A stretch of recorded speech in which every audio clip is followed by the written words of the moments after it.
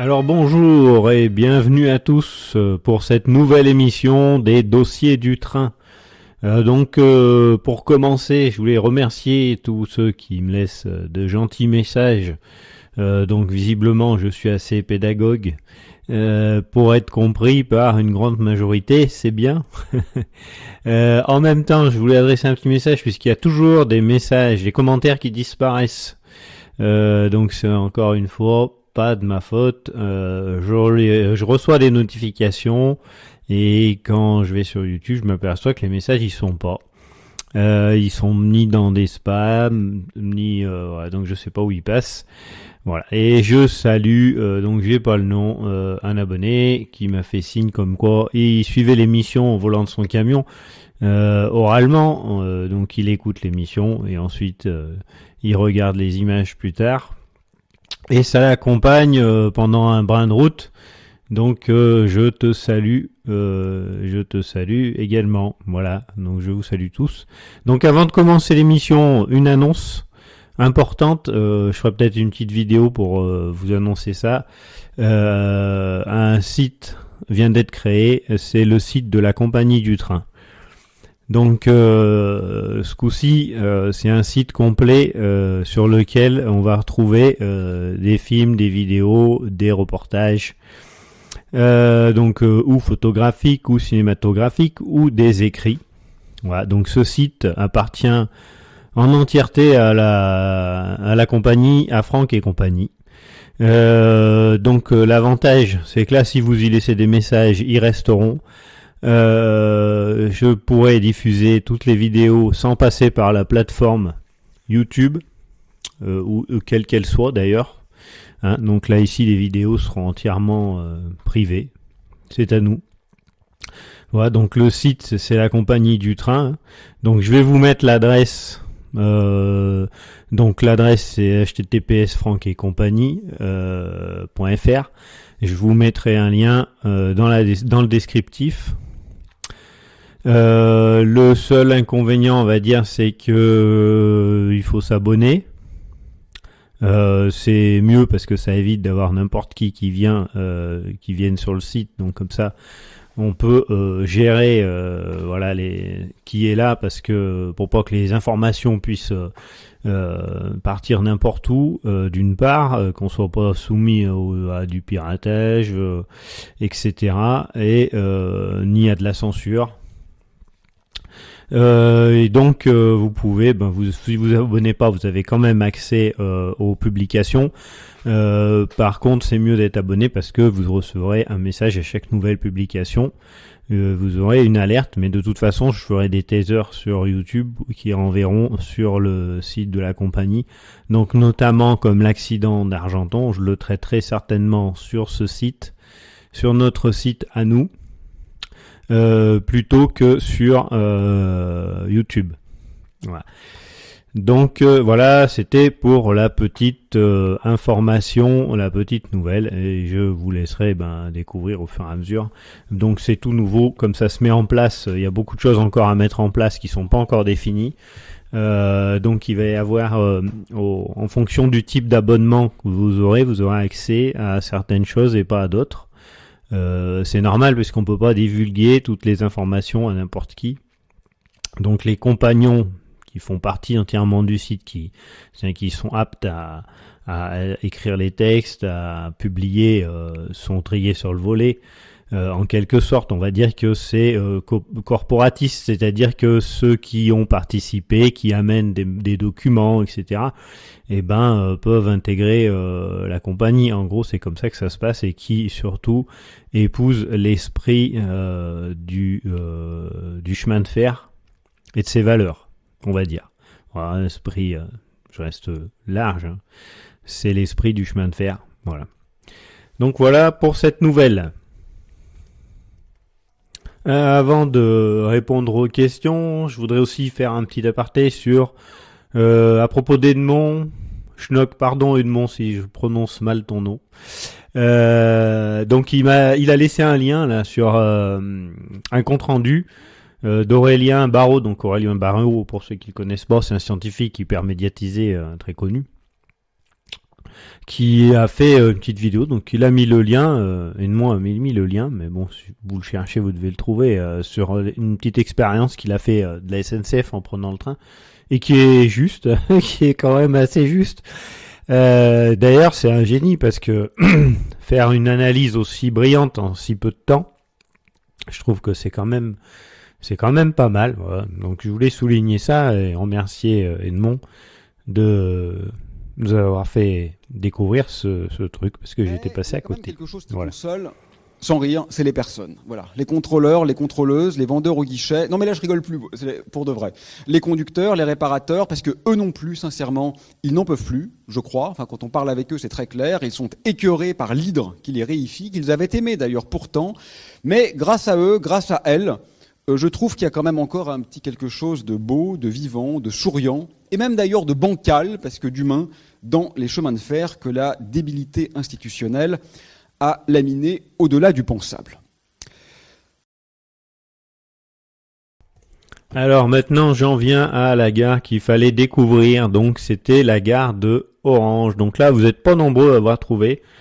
Si je fais pas d'erreur, vous êtes même que deux Frédéric. Donc il y a Frédéric Parisot et Frédéric, l'autre Frédéric, qui est aussi un fidèle et qui se fait, on le voit un peu de partout d'ailleurs sur des chaînes, sur plusieurs chaînes, et qui est sur la mienne aussi depuis un moment. Donc vous êtes deux à l'avoir trouvé, pas facile, j'ai pas laissé d'indice ce coup-ci, hein. Donc c'est bien la gare d'Orange. Hein. Donc c'est vrai qu'elle paye pas de mine non plus, voilà. Alors on va me dire pourquoi j'ai choisi cette gare. En fait, pas grand chose de particulier.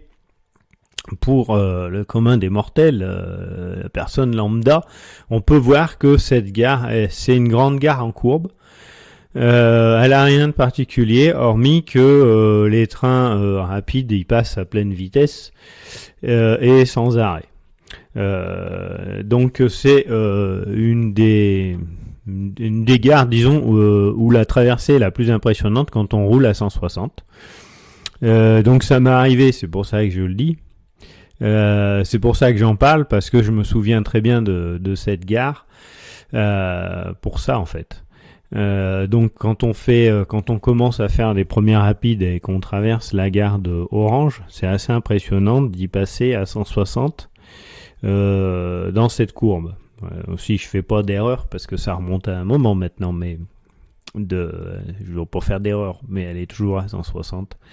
Et on y passe donc à pleine vitesse. Certains pourront me corriger si je me trompe. Alors c'est assez étonnant quand même d'avoir une gare en pleine courbe comme ça. Bon, il y en a plein d'autres, hein, des cas. Il y a plein d'autres cas avec des gares en courbe. Mais c'est assez étonnant et du coup c'est assez impressionnant à traverser. Alors il faut savoir que c'est une gare au trafic qui progresse, il y a plus de voyageurs. Donc elle mérite des installations quand même un peu plus modernes. C'est pour ça que sur une des photos que je vous ai mis, donc je sais plus qui m'a dit que c'était un montage vidéo. Effectivement, sur une des photos, c'est un montage vidéo. Je peux pas regarder le détail, certainement futur de ce que va donner la future gare. Une grande différence en fait. Donc c'est pour cette raison que notamment Yves il m'a dit qu'on dirait que le train circule à droite. Effectivement, sur la photomontage, ils ont mis un train placé à droite, donc pas vraiment les sillons allumés, mais on distingue un conducteur à l'intérieur, donc on est en droit de penser qu'il circule sur la droite. Et donc Yves pensait à un réseau, un réseau XAL, mais en fait non, c'est parce que c'est une photomontage. Voilà. Donc non seulement j'ai pas mis d'indice, mais en plus j'ai brouillé les pistes. Voilà, donc en fait, mais vous êtes quand même deux à avoir trouvé. Donc c'était bien la gare de Orange. Donc voilà pour la gare qu'il fallait découvrir, celle de la dernière émission. Allez, top. Donc ce coup-ci c'est parti pour la nouvelle émission maintenant. Donc je vous ai pas mis de gare, j'ai changé de jeu. On va changer un petit peu. Je pense que ça va vous plaire. Donc ce coup-ci, pour cette nouvelle émission, on va faire un truc Donc pour ceux qui conduisent, gardez bien les yeux sur la route, hein, vous regarderez pour la prochaine fois. On va faire un genre de train-école à la place de l'auto-école. Donc je vais vous montrer une situation et je vais vous poser une question comme à l'auto-école et je vous ferai une proposition de réponse. Donc vous notez vos réponses A, B, C. Je vous dirai s'il y a des choix multiples ou pas. Et vous essayez d'y répondre. Et puis à la prochaine émission, je donnerai les réponses avec les explications, un peu comme à l'auto-école en fait. Voilà, donc c'est parti. Attention pour le premier. Donc je laisserai un petit peu de temps pour réfléchir, comme à l'auto-école, et après hop, je passe à la suite. Donc première situation. Donc là, vous circulez en train, hein, peu importe le type de train, et vous apercevez ce signal, cette situation sur la voie. Donc qu'est-ce que vous faites? Donc ça c'est la première question. Donc réponse A, je coupe la traction. Donc là il n'y a pas de choix, multiple. Hein. Il n'y a qu'une seule bonne réponse. Donc réponse A, je coupe la traction. Réponse B, je coupe la traction et je freine. Réponse C, je coupe la traction et je me prépare à freiner. Donc voilà pour la question numéro 1.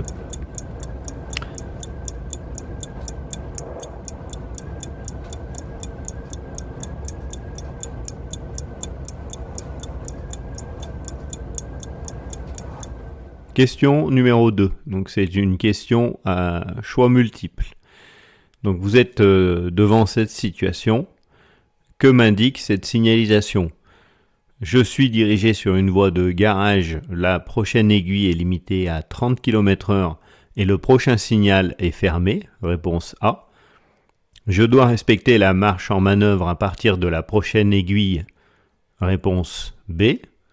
Je suis dirigé sur une voie de service et je dois respecter la vitesse de 30 km/h à partir de la prochaine aiguille. Le prochain signal pouvant être fermé ou ouvert. Réponse C.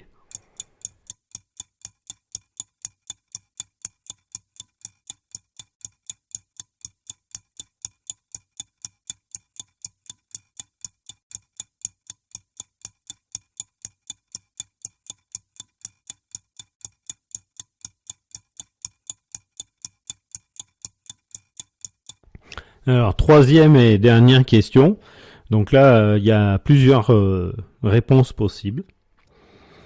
Donc vous arrivez en train et vous êtes en présence de ce signal. Réponse A. Le feu vert est éteint. Réponse B. Je dois être à 30 km/h au prochain signal indiquant le rappel de ralent 30 km/h.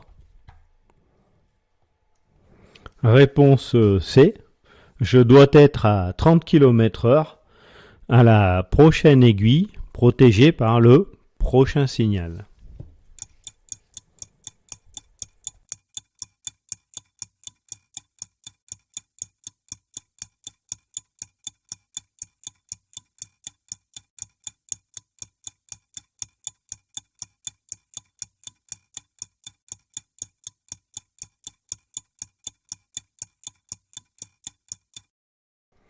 Alors on commence avec une première question d'Ostcraft. Bonjour Franck, donc voilà, il aurait une question. Est-ce que les frets pourraient rouler de nouveau à 160, 200 ou même 270 km/h? Est-ce que tu penses que ça serait utile ou possible? Donc là, on s'adresse à des trains MVGV. Donc au-delà des trains de du train de marchandises, disons que le train de marchandises classique, il va rouler à 80, 90 ou 100 km/h. Ensuite, on va avoir des trains. Donc sa vitesse, elle est définie en fonction de son tonnage, du nombre de véhicules qui peut transporter et de son freinage. Quand le freinage va diminuer, on va diminuer sa vitesse. Mais en règle générale, les 80, 90 et 100, ça va être une question de composition. de type de wagon aussi. Il faut que le wagon il soit apte de toute façon à cette vitesse. Après, on va passer au train de messagerie. Je fais un petit rappel pour que tout le monde sache. Donc ME100, ME120, ME140. Alors on va me dire, mais ME100 et MA100, c'est toujours 100 km/h. Oui, c'est là où rentrent les compositions, c'est-à-dire que un train ME100 va pouvoir passer à certains endroits plus vite qu'un train MA100. Puisque 100 km/h, c'est pas une vitesse constante du train sur toute la ligne. Il y a des portions avec des ralentissements. Et certains trains sont plus sujets au ralentissement que d'autres. En gros, c'est comme si vous aviez deux voitures qui roulaient toutes les deux à 140 à l'heure, mais une avec des petits pneus et une avec des gros pneus, on tolérera une vitesse supérieure à celle qui a des plus gros pneus. Donc ensuite, les trains de messagerie, donc pareil, il faut que les wagons ils soient aptes aux vitesses qui correspondent, donc 120, 140. Pour qu'ils roulent à ces vitesses-là, ils vont avoir une composition homogène, parce qu'il faut savoir que ce qui est problématique dans un train, en fait, de marchandises, c'est le fait que les wagons soient différents, avec des chargements différents. Ça, on n'en parle pas souvent. Et c'est pourtant ça l'important. Imaginez que vous ayez un train de marchandises avec plein de wagons vides devant, derrière la machine, on va dire, et que en queue, on aurait des wagons lourds. Au moment du freinage, on va avoir des wagons lourds qui viennent se tasser sur les wagons vides. Donc c'est ce qui fait, et c'est ce qu'on a, et c'est pour ça que les vitesses vont être limitées en fait. Et le freinage également, c'est-à-dire que le freinage d'un train de marchandises est très lent, pour justement qu'il n'y ait pas ces problèmes d'à-coups. Donc dès qu'on va rentrer dans du train de messagerie, on va avoir, pour faire rouler ces trains à cette vitesse, une composition uniforme. Ça devient primordial, c'est-à-dire des porte-autos peuvent rouler très vite si tout le train est un train de porte-auto. Des trains de citerne, ça va être difficile de les faire rouler très vite, donc là les routiers sauront exactement de quoi je parle, puisqu'on a un phénomène de ballon très important.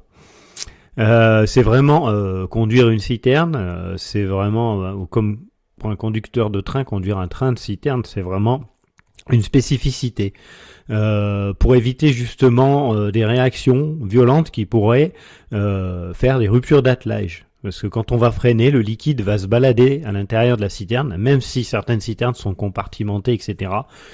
On va avoir des phénomènes très violents, ça se conduit pas comme une marchandise classique. Dès qu'il y a du liquide dedans, en fait. Donc on va avoir du mal à faire rouler ces trains à des vitesses très importantes, puisque l'espacement entre les signaux, il faut bien comprendre qu'il est toujours le même sur des lignes jusqu'à 160. Pour rouler au-delà de 160 km/h, à ce moment-là, les espacements entre les signaux sont toujours identiques, mais là on va faire appel à ce qu'on appelle la signalisation de préannonce. On fait pas rouler des trains à 200 sur une ligne classique, des trains de marchandises. À 200 sur une ligne classique. Donc du coup jusqu'à 140, qu'est-ce qui va se passer? On va avoir des compositions qui vont réduire, c'est-à-dire des longueurs de train réduites pour la propagation de l'air au niveau du freinage, des wagons qui soient aptes et un chargement uniforme. Donc après, quand on passe à des vitesses 160, 200, 270, je sais pas, à part TGV postal, mais on a fait des essais avec des trains de fret à 225 km/h et qui sont avérés concluants. On va réduire justement, on va réduire les convois. Faut quand même rester dans une norme de façon à avoir un freinage suffisant, mais on va avoir une masse sur rail qui va être différente également. Donc tout ça, c'est à définir par les ingénieurs. Alors il me demande est-ce que ça serait utile ou possible. Donc déjà possible, oui. Pour un bon français, rien n'est impossible. Encore plus pour un cheminot. Je pense pas qu'en fait le terme impossible soit venu un jour dans la bouche des cheminots quand on voit tout ce qui a été fait dans le chemin de fer. C'est vraiment quelque chose. Je pense qu'on pense plutôt en se disant est-ce que c'est utile? Si c'est utile, on le fait. On cherche pas à savoir si c'est possible ou pas. On va rendre la chose possible. C'est mon point de vue, évidemment. Après. On parle hors tout ce qui on prend pas en compte le financement, ce que ça coûte en fait. Après, donc, est-ce que c'est utile? Oui, forcément, c'est utile. Parce que, et comme je l'ai dit, et je le redis encore une fois, je suis à fond pour défendre le fret, parce que c'est tout ce qui nous reste du train. Un TGV, c'est pas un train. Un automoteur, un autorail, ce ne sont pas des trains. Et ils ne sont pas, pour ma part, ils ne sont pas attelés. C'est-à-dire qu'il y a des bogies entre eux, à part certains autorails évidemment, qui sont liés avec des attelages, mais ils sont pas un engin moteur qui tracte un ensemble de véhicules qu'on peut modifier. Le fret, c'est du train, c'est du vrai train, c'est-à-dire on fait rouler des véhicules avec une machine devant. Alors c'est beaucoup plus archaïque sommaire, mais ça coûte beaucoup moins cher et c'est beaucoup plus efficace. Pourquoi c'est utile? Parce qu'il n'y a rien d'autre qui va remplacer, qui peut remplacer le train. À l'heure actuelle, on n'a rien inventé capable de dépasser autant de tonnage. Alors après, est-ce qu'il faut le faire rouler plus vite? Eh ben en fait, ça dépend du matériel qu'on va faire transporter, qu'on va transporter. On a eu le même cas aussi, la même question en comparaison avec les trains américains qui vont faire, ou même en France, qu'ils ont voulu faire avec des trains de plus de 1 km de long. C'est complètement débile parce qu'en fait, la longueur du train, elle doit correspondre à la taille du pays. C'est pas compliqué. Et de sa production. Qu'est-ce qu'on produit et qu'est-ce qu'on charge? Si on fait des trains très longs, très lourds, ça veut dire que la marchandise, elle va mettre moins de temps pour arriver, puisque, bon, déjà le train va rouler plus doucement, mais en même temps, on va en faire rouler moins. On va attendre que le train il soit plein. Donc, il y a certaines marchandises qui devraient circuler sur des trains plus courts et plus rapidement. Je pense notamment aux trains comme Rungis, qu'ils ont voulu supprimer, qu'ils ont remis. Enfin bref, ils nous baladent là aussi. Je dirais rien parce que ça va m'énerver. Mais on peut très bien acheminer tout ce qui est légumes, denrées périssables, etc. Frigorifique, on sait très bien le faire, hein, le frigorifique. On avait plein de wagons frigorifiques, ça marche très bien. Sur des lignes LGV la nuit, sur du messagerie à 140. Et ces trains-là, ils ont toute leur utilité à ce moment-là. Mais c'est pas utile après de faire voyager de la marchandise, comme par exemple du bois, des troncs d'arbres qu'on va destiner soit pour faire du papier, soit pour faire même des meubles ou quel qu'il soit, mais du bois brut. Des billes de bois, c'est pas utile de les faire circuler à 160. D'abord, ça devient dangereux parce que c'est des chargements quand même spécifiques et qui sont lourds. On n'est pas pressé. On va dire que notre civilisation n'est pas pressée pour voir ces wagons-là s'acheminer. Le bois continue de sécher tranquillement. Donc, on peut très bien les faire rouler avec des chargements de 700 mètres, 750 mètres de long, à des vitesses de 80 ou de 100 km/h, ça va pas changer grand-chose. Et ils ont également leur utilité. Donc oui, c'est utile de faire rouler des trains à 160, 200. Je suis pour augmenter la vitesse parce qu'elle n'a pas été augmentée depuis longtemps et que c'est qu'une question de technique. On est capable de fabriquer des wagons qui puissent aller à des vitesses importantes avec des machines, et on a les conducteurs et on a l'infrastructure qu'il faut. Il n'y a aucun problème à ce niveau-là. Après, au niveau de l'usure, évidemment, ça coûte plus cher parce que on peut pas faire rouler des trains à cette vitesse sur une infrastructure toute pourrie. Il va falloir entretenir cette infrastructure, mais à partir du moment où l'armement de la voie il est solide, prévu pour, il n'y a aucun problème. Je veux dire, le prix de l'usure, il est compris dans le prix du transport, quoi. Et plus on va transporter de marchandises de ce type, et moins ça va coûter cher. Puisqu'on va augmenter la production. Si on augmente la production, si on n'engraisse pas les d'actionnaires, on diminue le prix. Puisque plusieurs personnes vont se partager l'usure qui, elle, est mesurée sur le nombre de circulations qui va passer, mais dans une certaine fourchette, quoi, on va dire. Qu'on ait un train ou 3 trains, ça va pas changer grand chose à l'usure, en fait. Au mouvement de la voie, je parle pas de l'usure vraiment.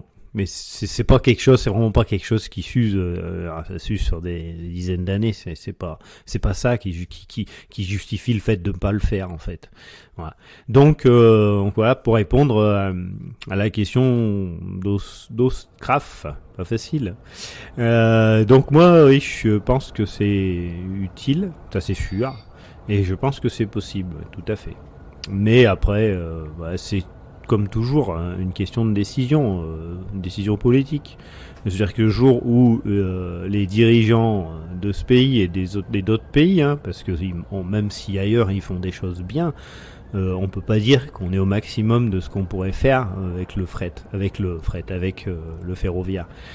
C'est un moyen de transport génial, mais qui demande à être développé, qui peut être modernisé et vraiment écologique, quoi. Le jour où on dira on arrête de faire du fric, pour engraisser une minorité de riches et qu'on pense un peu à l'écologie, la vraie, quoi. On se dit on va économiser un peu sur d'autres choses, même si il y a toujours une part de pollution, la consommation électrique, c'est pas sans pollution, c'est pas parce qu'elle n'est pas visible qu'elle n'y est pas. Mais en attendant, ça serait une très bonne solution, je pense, et je le redis encore une fois, le train de marchandises doit marcher avec la marchandise routière, ce qu'on avait quand on avait le Cernam. L'un ne peut pas fonctionner sans l'autre, voilà, parce que les commerçants vont pas venir chercher avec leurs 4L leurs marchandises à la descente du train. Il faut des camions pour ensuite acheminer ce matériel, etc. Il faut des voies de déchargement, il faut du personnel pour faire marcher ça et que ça marche comme il faut. Mais imaginez que si tout passait par ces trains rapides, la marchandise, je veux dire, dans la nuit, on pourrait faire circuler tout un tas de choses en très peu de temps, même sans aller dans ces vitesses-là. Un train de marchandises à 140 km/h, même qui ferait 700 tonnes, imaginez 700 tonnes, je sais plus si c'est 700 ou c'est peut-être un peu moins, je crois, sur un ME 140. La masse, il faudrait que je vérifie, mais bon, je crois que c'est dans les 700 tonnes, 700 tonnes de marchandises à 140 km/h. Il faut pas longtemps pour faire un Lyon-Marseille, et c'est 700 tonnes de marchandises qui arrivent. Donc voilà, enfin de marchandises. Le train fait 700 tonnes. Après en marchandises il ira moins, mais ça fait une bonne quantité de marchandises. Donc voilà pour répondre au SCRAF. Alors maintenant je vais répondre à Antoine. Antoine Latte, qui m'a posé une question. Vous êtes plusieurs à m'avoir demandé d'ailleurs. Ça revient assez souvent, donc je vais essayer de vous répondre. En fait, c'est par rapport aux vitesses, c'est un peu compliqué parce que souvent on me demande pourquoi d'abord les vitesses sont différentes. Il y a des vitesses sur les lignes. Et pourquoi elles sont différentes entre les automoteurs et les classiques. Vous savez, on peut le voir dans les vidéos train, des TIV type B, TIV type C. Donc pour rappel, les TIV type B, donc c'est ceux qui ont une forme de bol, pour s'en rappeler, et bol qui est un synonyme de bolide, donc qui intéresse les trains dont la vitesse est supérieure à 140. Et TIV type C en forme de casque, donc c'est l'inverse du bol, qui intéresse les trains automoteurs. Donc j'avais expliqué que pour s'en rappeler, on peut imaginer que le tour de l'automoteur, c'est une chose assez ronde, qui ressemble au casque, et le TIV type ordinaire qui concerne les trains du type ordinaire. Donc en fait, donc je vais essayer de résumer vite fait par rapport à ça sur les lignes. J'en ai déjà parlé. Une ligne, elle a une vitesse propre. On va dire qu'on fait une ligne on va prendre une petite distance. On va faire une ligne de Givors à Saint-Étienne. On prend la ligne de Givors à Saint-Étienne. On dit que cette ligne, une fois qu'elle est tracée en fonction de sa déclivité, de la majorité des courbes, de son état, du type de voie qu'on a mis, les trains peuvent rouler à 130 km/h. Sur cette ligne, donc de A à B, tous les trains peuvent rouler à 130 km/h. Évidemment, les trains de marchandises limités à 100, ils vont rouler à 100. Donc c'est ce qu'on appelle la détermination de la vitesse limite, c'est-à-dire que chaque conducteur, il doit déterminer la vitesse maximale à laquelle il puisse rouler. Ça sera la plus basse des vitesses qu'il aura déterminées en fonction du nombre de machines, de la position des pantographes, de son type de train, de son chargement, de son bulletin de compo, de tout un tas de choses. Et parmi toutes ces choses qu'il va analyser, il va prendre la plus basse des vitesses qu'il aura obtenues, et ce sera sa vitesse maximale, en fonction de la ligne. Donc si la ligne elle est à 80, elle ne va pas rouler à 100, même si toutes ces conditions réunies pour rouler à 100. Ça va être 80. Donc admettons que cette ligne elle roule à 130 km/h de Givors à Saint-Étienne. Après, sur cette ligne, on va se rendre compte que merde, on a une partie de la voie qui fait, admettons, 3 km, où le train il peut pas dépasser 100 km/h, parce que à cet endroit-là, on a installé des courbes et on se rend compte que ça passe pas. Donc on va pas limiter toute la voie. Donc à ce moment-là, on va définir sur des documents, avec des points kilométriques, on va dire, de ce point kilométrique jusqu'à ce point kilométrique, les trains rouleront à 100. Mais la ligne est apte à 130, sauf de ce point à ce point-là. Donc cette vitesse-là, elle ne sera pas reprise sur le terrain, ou au minimum par une pancarte indiquant kilomètre A, enfin kilomètre temps, kilomètre 550,3, et ensuite un autre point kilométrique quand il sort de sa zone, de cette zone à 100 km/h. Donc ça, c'est des vitesses qui sont pas reprises sur le terrain. Donc c'est uniquement quand la réduction de vitesse elle dépasse une certaine distance. Alors, je sais plus, c'est 2 ou 3 km. Au-dessus de cette certaine distance, on ne signale pas par des tableaux indicateurs de vitesse. Hein. Donc cette vitesse, elle est reprise sur les documents. Donc vous pouvez pas voir en visualisant en cabine de conduite. Donc j'essaierai de faire ça dans une prochaine vidéo train, de vous mettre les vitesses qui doivent être respectées et qui sont sur les documents justement pour vous donner une idée. Mais je l'avais déjà fait un peu dans les vidéos, mais c'était pas explicite en fait. Il faudrait que je le fasse différemment. Donc ça c'est la vitesse de la ligne en fait. Et après sur cette ligne on peut avoir on a une courbe où ça passe pas à plus de 80 km/h parce qu'elle est trop serrée. Donc les courbes, vous savez, sont mesurées en rayons. Hein, donc on dit on a un rayon de 80, un rayon de 100 mètres, etc. Ça nous donne un rayon de courbe et donc c'est en fonction de ce rayon de courbe, ça donne la vitesse. Pour tous les trains, je parle, je ne peux pas rentrer dans le détail des trains différents. Donc à ce moment-là, comme c'est que pour une courbe, on va pas limiter cette vitesse sur les documents, on va la limiter directement sur le terrain.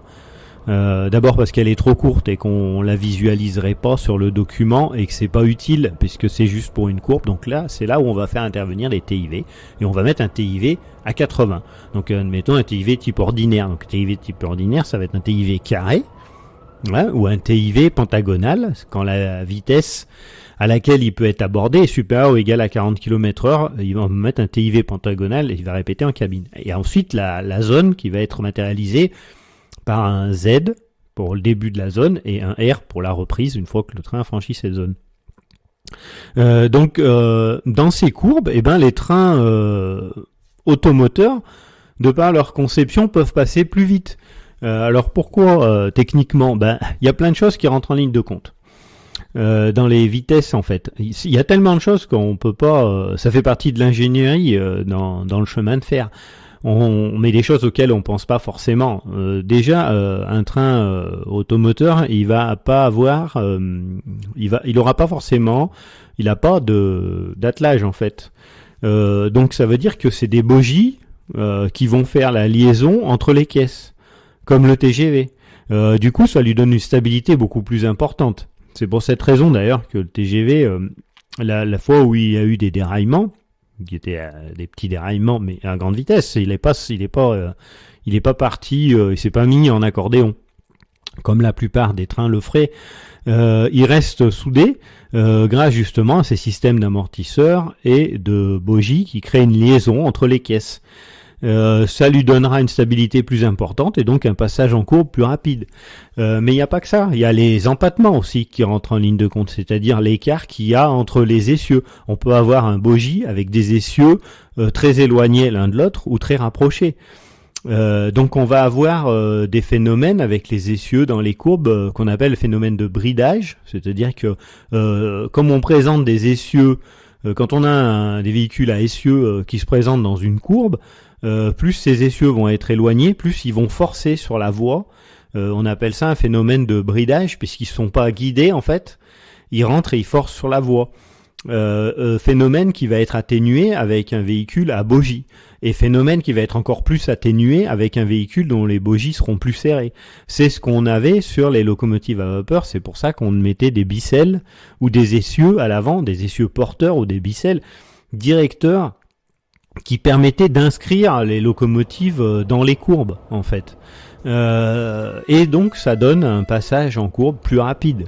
Il y a également le centre de gravité qui est important. Le centre de gravité d'un véhicule et comment la caisse va réagir au passage en courbe. Donc tous ces éléments, donc c'est là où, pour en finir avec ça, avec la caisse, on pourrait parler du pendulaire, par exemple. Donc tous ces éléments font que les trains automoteurs donc, vont pouvoir passer plus vite dans les zones en courbe, et donc ils auront des vitesses différentes. Et ensuite on va avoir des trains supérieurs à la vitesse des 160, c'est des trains classiques. Eux n'auront pas forcément une vitesse supérieure dans les courbes, puisqu'ils font quand même partie des trains classiques. Par contre, ils pourront passer plus vite à certains endroits, de par que leur composition homogène. Donc j'en reviens un peu à ce qu'on disait quand on parlait du fret, c'est pour ça que les messageries peuvent rouler plus vite à certains endroits. C'est pas seulement le fait qu'ils roulent plus vite qu'ils peuvent rouler à 140, c'est qu'à certains endroits, un messagerie va passer à 100, là où un train de marchandises apte à 100 km/h passera qu'à 80. Parce que le messagerie a une composition homogène et qu'à cet endroit-là, il va pouvoir passer plus vite parce qu'il va pas engendrer de mouvements dangereux qui pourraient être susceptibles de déformer la voie ou de provoquer un déraillement, etc. Et ensuite, il y a la question aussi du freinage, puisque les trains aptes à 160 vont avoir un freinage plus puissant qu'un train apte, un train classique normal à 130 ou 140. Il y a aussi une question de freinage. Donc, en règle générale, pour répondre donc à cette question précise qui était les automoteurs et trains classiques, les automoteurs, justement, c'est cette unification de la caisse qui fait qu'ils peuvent passer plus vite dans les courbes. Donc on va avoir un TIV qui intéresse, donc un TIV de type C qui intéresse que les trains automoteurs, qui va surmonter un TIV de type ordinaire, et le conducteur qui conduit un train dont les TIV de type C le concernent. Alors c'est pas seulement les trains automoteurs, hein. Souvent on dit au train automoteur, il faut que le train automoteur soit apte à reconnaître ce taux de vitesse. On peut avoir un train automoteur dont on ne reconnaît pas qu'il est capable de passer à la vitesse des trains, justement des TIV de type C pour les trains automoteurs. Parce que techniquement, finalement, on s'est planté, il est pas apte ou on n'a pas voulu qu'il soit apte, et malgré tout, c'est un automoteur, mais qui peut pas rouler plus vite. Voilà, donc c'est vraiment des catégories de trains, ça veut pas dire un type de train, c'est une catégorie de train. Donc qui respecte ces TIV de type C et qui peuvent rouler plus vite. Alors c'est pas que sur les TIV, hein. Donc ensuite sur une ligne, si on reprend la ligne Saint-Étienne Givors Saint-Étienne, on va dire tiens, on va rouler à 130 avec un train automoteur, mais un train classique il sera limité lui qu'à 100 km/h. Donc c'est pour ça qu'on va se retrouver avec des TIV aussi de type C où on comprend pas bien leur utilité, parce que admettons qu'on ait une courbe limitée à 100 km/h. Notre train classique, qui lui est de toute façon limité sur cette ligne à 100 km/h, quand il va arriver, il sera pas intéressé par ce TIV. Donc on mettra un TIV de type C, qui va intéresser que les trains automoteurs, puisque justement les trains automoteurs roulent au-dessus de cette vitesse de 100 km/h qui sera celle des trains classiques à ce moment-là.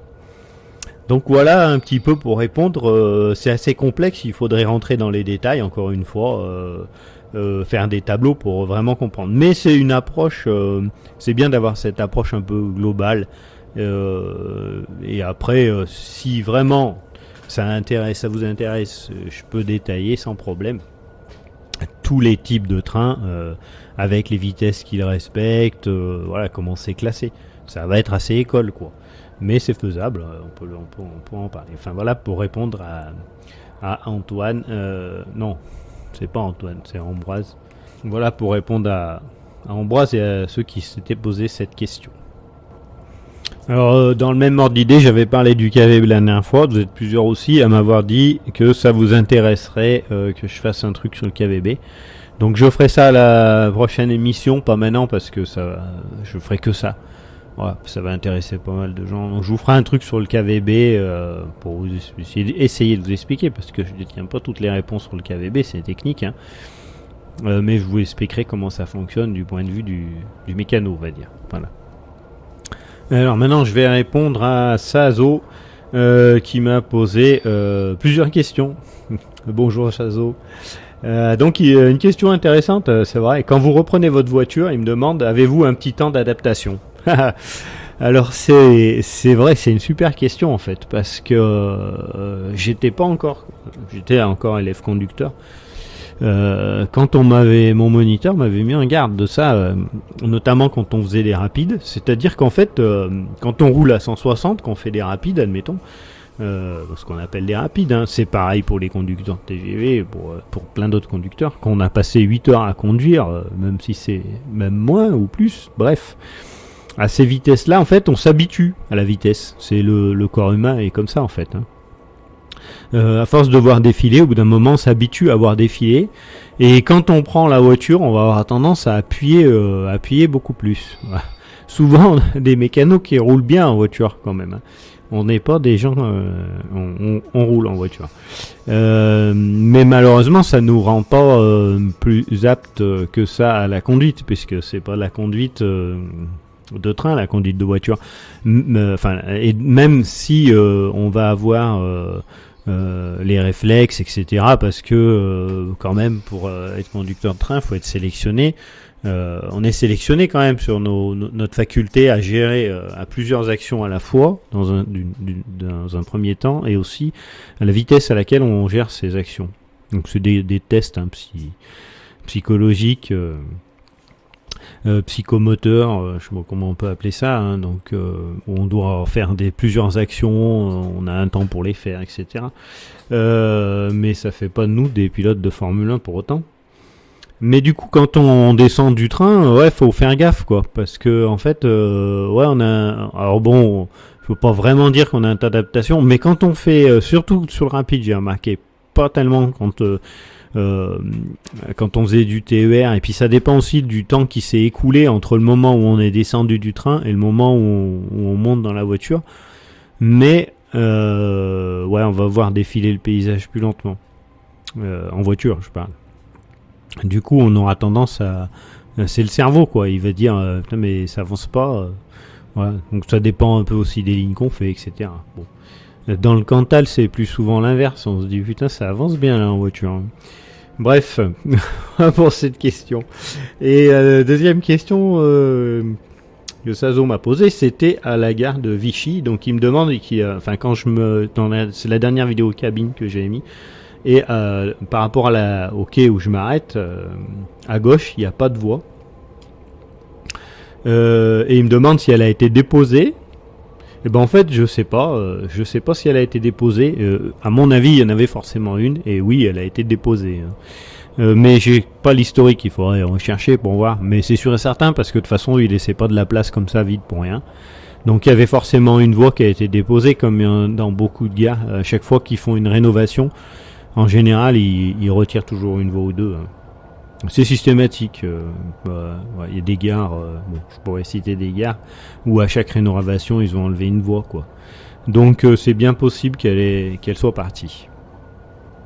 Et enfin, Sazo, il me demandait si il y avait un compteur totalisateur de kilomètres en cabine, comme sur les automobiles. Alors oui, ça dépend du matériel, évidemment. Sur tous les matériels équipés ATES, oui, il y a un totalisateur de kilomètres. Donc on a les kilomètres totaux qui s'affichent. Je crois qu'ils les remettent à 0, mais alors là je suis pas sûr. Quand ils changent les moteurs, en fait c'est arrivé sur le matériel récent, ils n'ont pas encore changé, mais bien que sur les AGC, je sais pas s'il y en a encore beaucoup qui ont les moteurs d'origine. On le dirait pas comme ça, hein, ça se voit pas, mais en fait c'est souvent qu'ils changent les moteurs. Sur les 73 500 de la région Occitanie maintenant, Midi-Pyrénées avant, les moteurs ont presque tous été changés, hein. Alors les kilométrages, je dirais des conneries encore une fois, mais ça dépassait le 1 million de kilomètres, je crois. Et les moteurs ont été changés. Donc on a sur l'écran ATES, on a un affichage kilométrique. Sur les machines genre 67.4 de mémoire. Alors pareil, vous me confirmerez, les spécialistes, ça marche à l'heure. C'est-à-dire on a un compteur horaire comme sur les bateaux en fait. Sur les bateaux c'est un compteur horaire. Nombre d'heures de fonctionnement du moteur, et il me semble que là c'est repris sur le moteur, mais il doit y avoir un totalisateur d'heures de toute façon de fonctionnement. Mais sinon, pour compléter la question, là par contre je le sais, c'est-à-dire que quand un conducteur il roule, il va remplir ce qu'on appelle un bulletin de service. Donc il va remplir un document sur lequel il va marquer quel train il a fait, à quelle heure il est parti, de quelle gare, à quelle heure il est arrivé, à quelle gare, avec quel numéro d'engin, à quel dépôt appartient cet engin, etc. Et dessus, il va marquer plein de choses. Il faut savoir que ce bulletin s'appelle le bulletin de service, c'est un document juridique. Donc il y a un document comptable en tête du bulletin, on va dire, parce que les nombres de kilomètres rentre en compte dans la prime traction. J'avais parlé du bulletin de salaire dans les premières vidéos, donc c'est la prime traction, c'est la prime qu'on touche en fait. Il n'y en a pas 50, les autres après c'est comme dans le privé, comme tout le monde, c'est le travail dimanche et fête, les heures de nuit, etc. Et la prime de traction c'est une prime au kilomètre, en fait c'est notre salaire, sinon ça serait pas lourd. Et donc c'est repris grâce à ce document, donc ça on va dire que c'est le document comptable, et au dos c'est un document juridique, donc il est conservé 1 an ou 3 ans, je sais plus, 3 ans je crois, enfin bon il est conservé, bref. Document juridique, on va marquer les anomalies qui sont arrivées, etc. Enfin tout ce qu'on va marquer, on marque, etc. Ce bulletin sur sa partie administrative, en fait on va s'en servir pour l'entretien, c'est-à-dire qu'on va noter les kilomètres parcourus par les engins en fonction des annotations, des bulletins, des conducteurs, et ces kilomètres seront totalisés, et c'est comme ça qu'on va définir les périodes d'entretien pour les engins en fonction des kilomètres qu'ils auront parcourus. Sachant que les engins ont des roulements, comme les conducteurs, c'est-à-dire sur une feuille, on va tracer tel engin, il va aller telle gare à tel jour, après il va aller telle gare à telle gare, etc. Tout est défini à l'avance. On ne prend pas un engin au hasard et hop, vas-y, roule. Non, parce que justement, ils ont des pas de visite qu'il faut respecter, avec des niveaux. Dans la visite, c'est comme vous pour la vidange de la voiture, vous, moi. On amène notre voiture, là c'est qu'une simple vidange, là on va falloir changer les filtres, etc. C'est pareil pour les engins.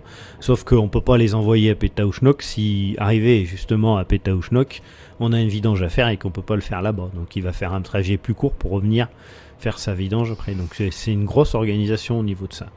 Voilà, donc voilà pour répondre à Sazo à ce niveau de ces questions. Alors bonjour Eric. Eric qui m'a posé une question concernant les lignes abandonnées. Décidément, ma chaîne vidéo va devenir, ma chaîne YouTube va devenir la chaîne de tout ce qui est mort. Donc il me demande à qui appartiennent en fait les lignes qui sont abandonnées et comment elles sont gérées en fait pour circuler dessus. En fait, c'est pas si simple en fait de savoir si une ligne est abandonnée. C'est pas parce que les trains circulent plus dessus qu'elles sont forcément qu'elles sont plus à SNCF. Ça met du temps en fait. Mais à part sur certaines lignes où ils ont été assez vite pour tout massacrer et retirer les rails. Dans un premier temps, la voie, elle sera plus utilisée.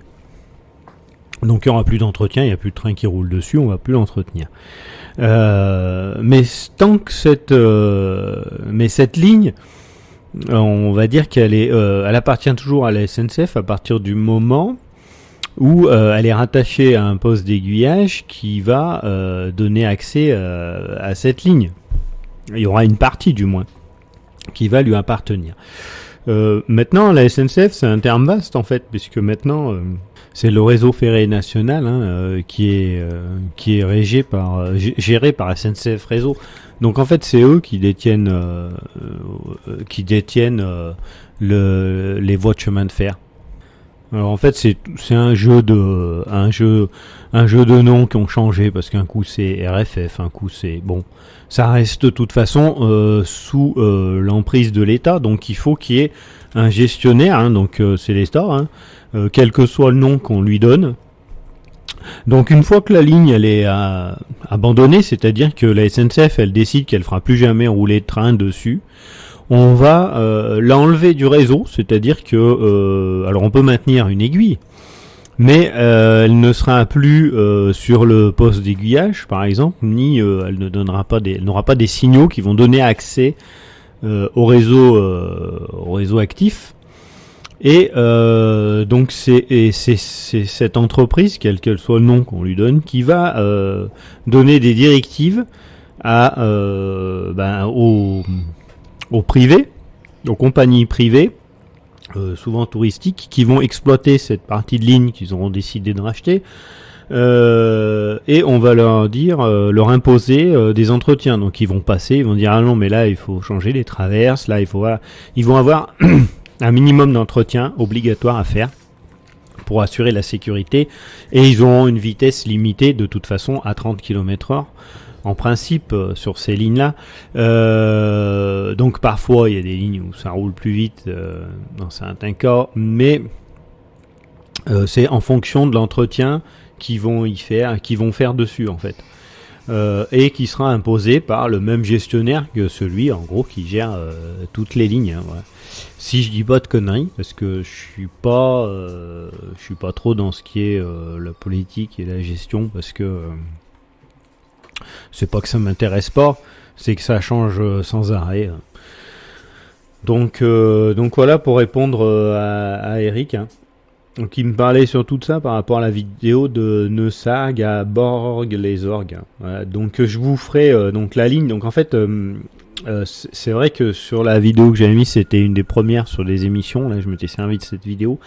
C'est une vidéo d'acheminement en fait. Les trains touristiques ne circulent pas entre Neussargues et Borg. Enfin que sur une petite partie.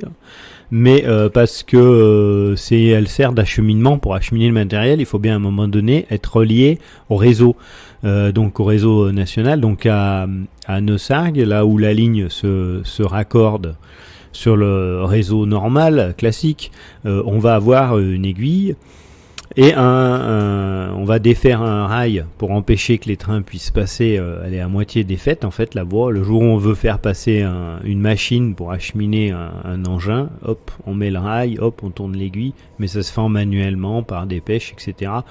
Elle rentre plus dans le réseau en fait. Et son entretien donc est géré par cet organisme de l'État.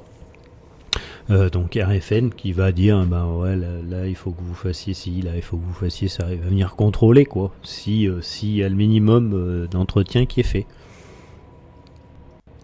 Alors maintenant une question de Thierry Mirabel, bien le bonjour Thierry. Donc Thierry m'a demandé par rapport au PK en fait. Donc je reprends ta question.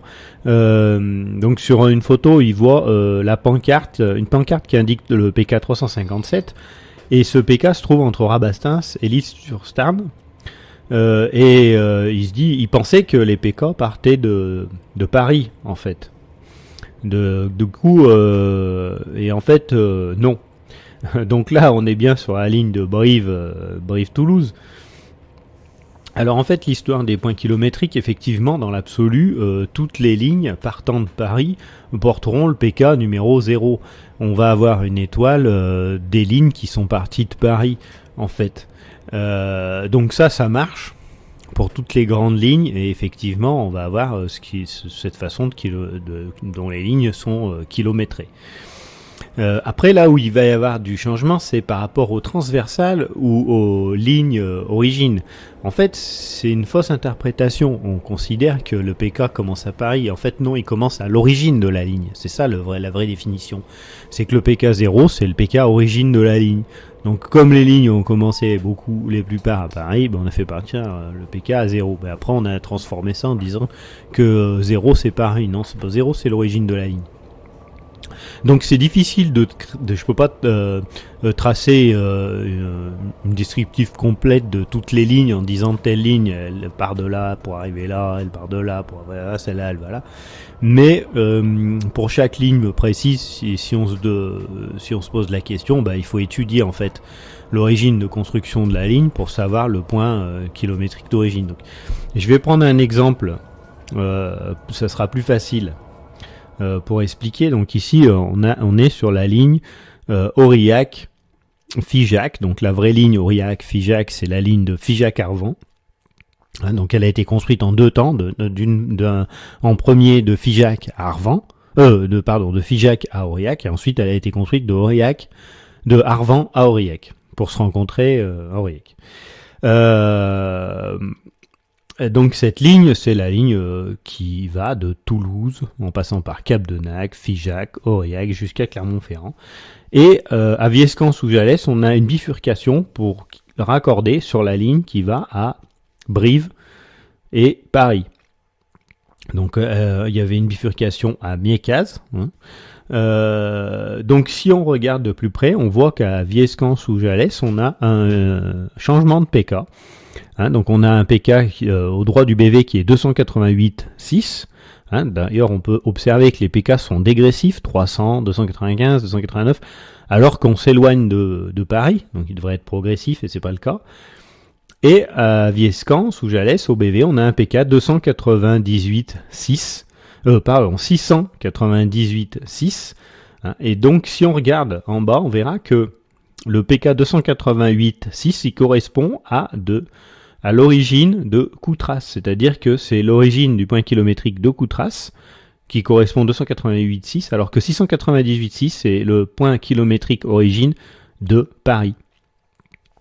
Donc, je pense que c'est un cas explicite pour répondre à la question de Thierry. On voit bien que l'origine des points kilométriques, c'est Paris quand l'origine de la ligne était Paris, ou au moins de la ligne. Même si elle n'a pas été construite en une fois, son prolongement, disons, on va dire, je ne sais pas comment on pourrait le définir. Et en même temps, on voit bien que le kilomètre zéro, il commence à la construction de la ligne quand on a une nouvelle ligne. Donc souvent, c'est les transversales en fait, les lignes secondaires, voilà. Les lignes qui sont pas directes en direction de Paris, quoi. Ce sont pas des grands axes en fait, qui ont ces points kilométriques qui correspondent pas à l'origine Paris. Donc voilà pour répondre, j'espère avoir répondu à la question de Thierry. Alors j'ai aussi un abonné qui m'a demandé, donc Pascal, qui est tombé sur les horaires d'hiver en fait, et qui me demandait quel était l'intérêt de ces changements d'horaire, parce que en fait il voit pas l'intérêt, et effectivement ça fait bien rire. Alors passé un temps, il était prévu de supprimer justement, ils avaient fait une annonce comme quoi il y aurait plus de changement d'horaire. Et puis finalement, ça n'a jamais vraiment été tenu. Pour nous, c'est compliqué aussi, c'est pénible parce que en même temps, on va changer des horaires. On va pas changer réellement les horaires. On va adapter les roulements aussi des conducteurs, donc les journées vont changer. C'est surtout ça, c'est-à-dire que tous les 6 mois, on va changer de service. Donc nous, on appelle ça le changement de service. Et la direction essaye à chaque fois d'augmenter la production. Voilà à quoi ça sert en réalité, le changement d'horaire. C'est un changement de service et une augmentation de productivité. Alors, certains endroits, effectivement, on est concerné par le changement d'hiver, puisqu'on va avoir les trains de ski qui vont être des trains supplémentaires. L'été, c'est-à-dire qu'on n'a pas les mêmes besoins entre ces deux périodes en termes de transport. Donc du coup, on va adapter les journées, donc les trains, et donc forcément les horaires. Mais personnellement, je pense qu'on pourrait très bien établir un programme à l'année avec des périodes, c'est-à-dire telle période, ce train il roule, et ensuite, etc. Et c'est ce qui se passe de toute façon parce que au changement d'hiver, on va avoir des trains de neige par exemple, mais qui vont rouler que jusqu'au mois de mars. Et alors que le changement d'hiver, il va continuer encore jusqu'au mois de juin.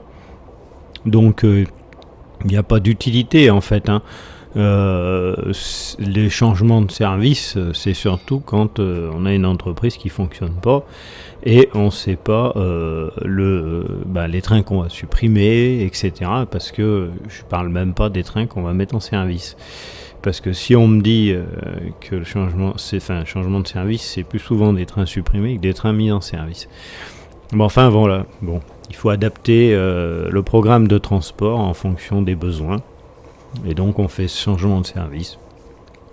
Bon, après, encore une fois, c'est compliqué de savoir effectivement, est-ce qu'il faut modifier tout ça tous les ans? Est-ce que c'est vraiment un besoin dont on ne peut pas se passer?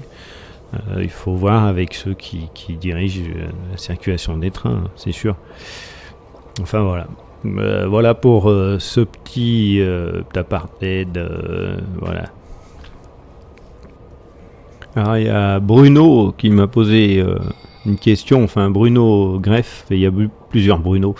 Il me dit, est-ce qu'il ne serait pas opportun en cette période électorale de peser de toutes nos forces pour participer au débat politique, pour redonner au train ses lettres de noblesse? Il est en effet un moyen de transport fiable en termes de sécurité, écologie. Qu'en pensez-vous? Effectivement, donc bon, qu'il soit un moyen sûr, écologique, c'est plus à prouver, à démontrer ou à expliquer. En parler, question électorale, eh ben, le problème c'est que effectivement, il faut, pour que les choses évoluent, il faut que ça commence déjà au niveau régional en fait.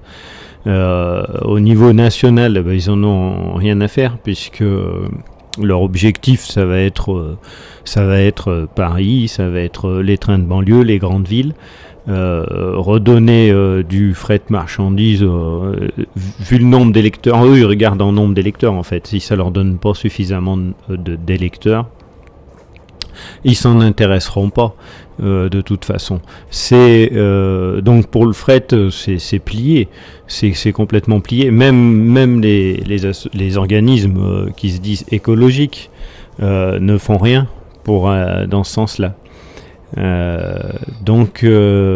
Par contre, pour ce qui est du transport de voyageurs, c'est sûr qu'on a un certain pouvoir au niveau régional. Mais encore faut-il que les gens se motivent et aillent peser en disant voilà, nous on veut des trains, on veut voilà, on peut pas continuer à vivre ici si on n'a pas les moyens de transport nécessaires pour nous, pour nos enfants. On va changer de ville. On va changer de territoire, de région. Ouais, là-dessus, ça va avoir un enjeu, mais encore une fois, c'est le pot de fer contre le pot de terre. Qu'est-ce qui pourrait les faire réagir? Je sais pas ce qui pourrait vraiment faire réagir et inverser les décisions. Au niveau écologique, on voit bien qu'ils s'en foutent de toute façon.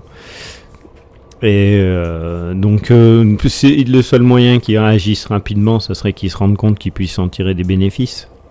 Mais comme c'est pas le cas, ils vont pas se presser. Mais par contre, le fait de le dire, c'est déjà une chose.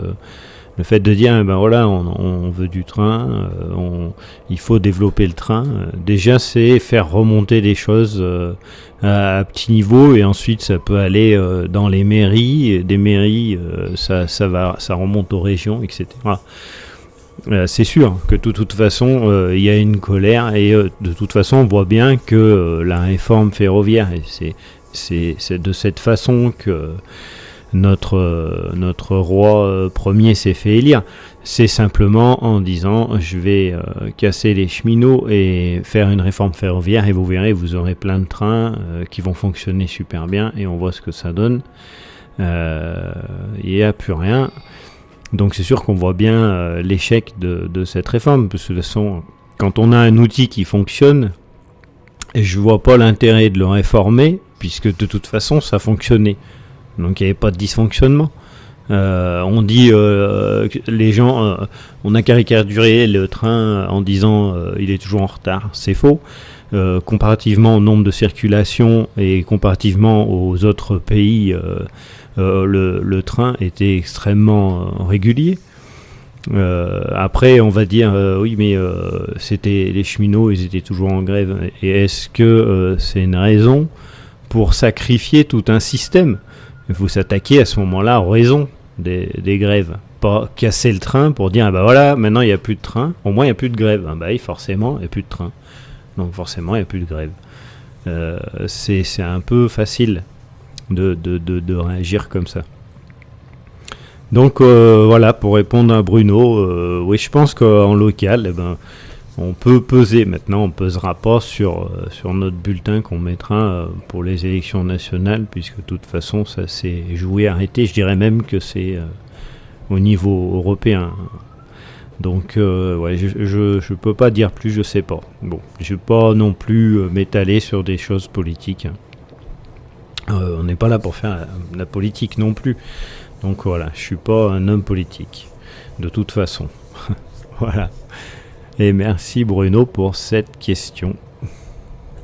Alors cette émission touche maintenant à sa fin, donc je vous rappelle, pensez à aller vous connecter sur le site des Compagnons, le nouveau site des Compagnons, et n'hésitez pas à remplir un petit formulaire pour demander un abonnement, puisque je diffuserai des vidéos, on diffusera des vidéos sur ce site. Et si on est nombreux, ça peut faire quelque chose d'intéressant. Voilà, n'hésitez pas à aller, si vous voulez une plateforme libre qui parle de choses sérieuses, qui ne craint pas la censure, etc. Allez vite vous connecter sur le site. Et en attendant, je vous souhaite de passer de joyeuses fêtes de fin d'année. L'important, c'est de les passer en famille, d'être ensemble et de partager. Voilà. Loin des flonflons, c'est le plus important, je pense. Voilà. Donc, je vous souhaite de joyeuses fêtes, de partager ça avec vos proches. Et en attendant l'année prochaine, et je vous dis à bientôt.